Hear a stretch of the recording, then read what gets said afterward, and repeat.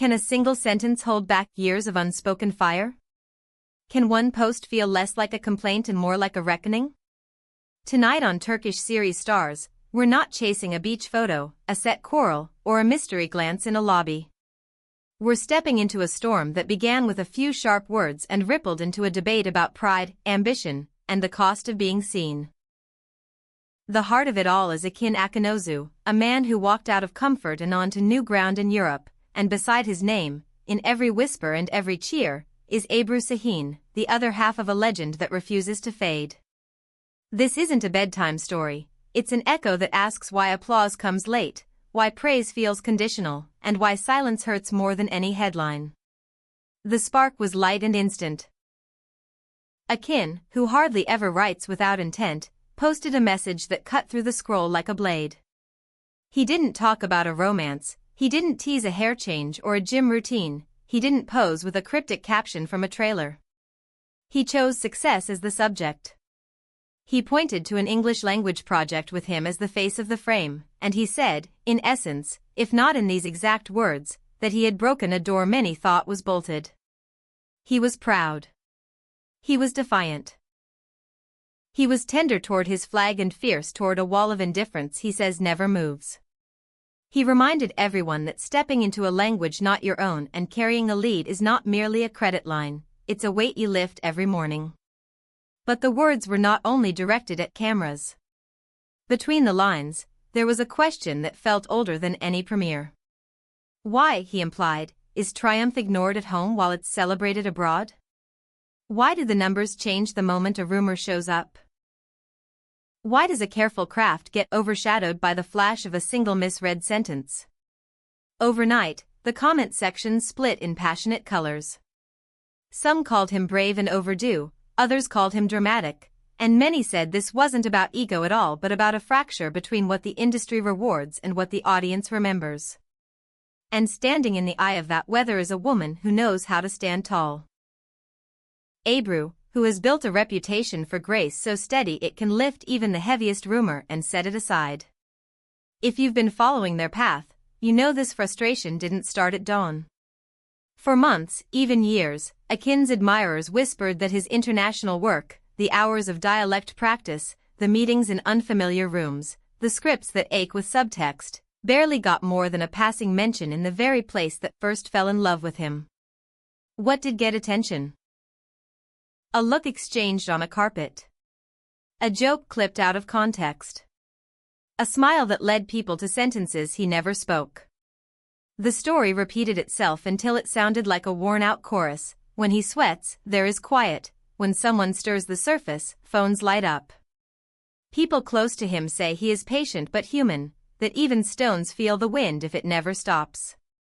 And those same voices claim the post wasn't a tantrum, it was a ledger of hours finally read aloud. Then came the phrase that set the room on edge, a bold claim of being the one who took that lead first, who cracked that ceiling in English and kept his name above the title. For some, it rang as arrogance. For others, it sounded like a milestone declared with a steady hand. Behind closed doors, the ones who also dream of a bridge out of Turkey into the vastness of international storytelling reportedly bristled. A few heard a taunt, a dare across the table, you didn't, I did. Yet the chorus around Akın insists he was simply stating his new reality and refusing to see it minimized. And Abru? If you looked at her, you found no theatrics. No dramatic paired statement, no fireworks of punctuation. There was a quiet photograph of a script, a cup of tea, a sunrise through a thin curtain. She let everyone else read into it, and they did, in waves. Outside the borders, the verse is different. Italian reporters write about his focus. European magazines talk about a screen presence that doesn't seem to shrink no matter the language. That English-speaking role is described as gutsy and overdue, not an accident but a progression. Red carpets abroad feel warmer, the press questions more curious, the profiles more generous. And yet, at home, the coverage lands soft and thin. A line here, a sentence there, then it's back to the third-hand chatter about who stood where at a party. The contrast pulled a question out of Akın's throat that he could no longer keep inside. Why do they look and we avert our eyes? Why do they call it a step and we call it a sidebar? Fans remember how Ebru's international brand campaigns, festival panels, and invitations sometimes fall into a similar tunnel. Beauty Hall of Fame? Yes. Conversation about craft? Not always. The pattern turns their shared path into a mirror none of us can avoid. Was leaving home a flight or a plan? For Akın, the conversation won't stop cycling. Some argue he left because the glass ceiling wasn't just above him, it was everywhere he looked. Others hiss that the move was about avoiding noise. But then he posts this, and we remember, the string that ties him to his language and his audience has never been cut. He even writes with a softness about his roots that surprises those who see him as unapologetically steel. He says, in the way a son says it, I belong here. I carry the red, I owe the road. But in saying that, he also draws a boundary with a finger no one can miss.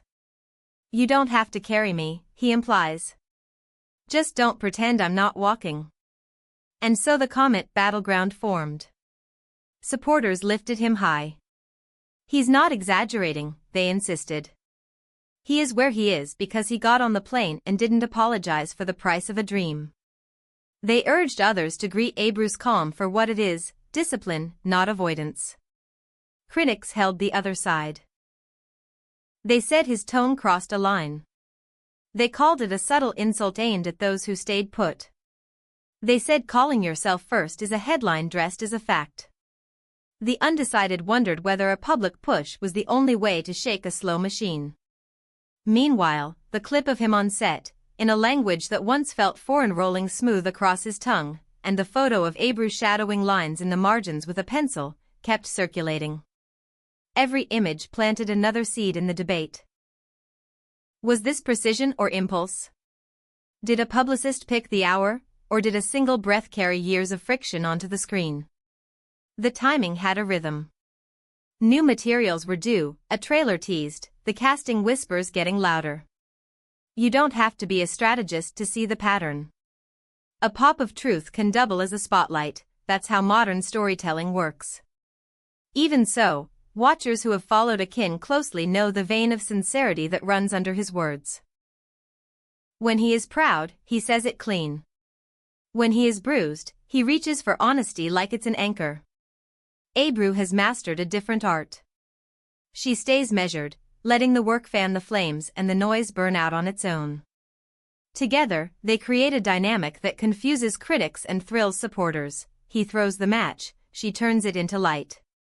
Look closer and you'll see the wound under the sleeve.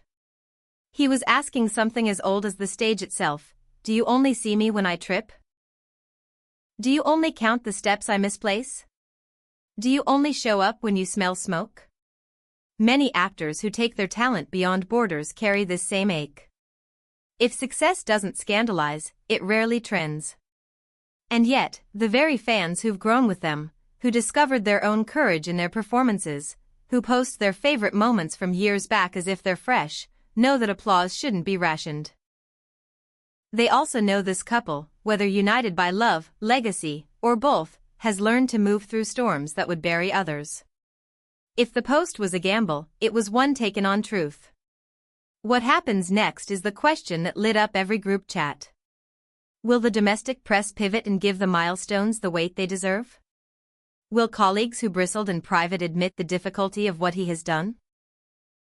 Will Abru keep speaking with that gentle silence, or will she surprise everyone by giving the first sit-down where tone and tactic can finally be separated? We're not fortune-tellers on Turkish series stars. But we can read the room. Akın will not fold the paper and put it away. The fuse is lit, and it's attached to more than publicity.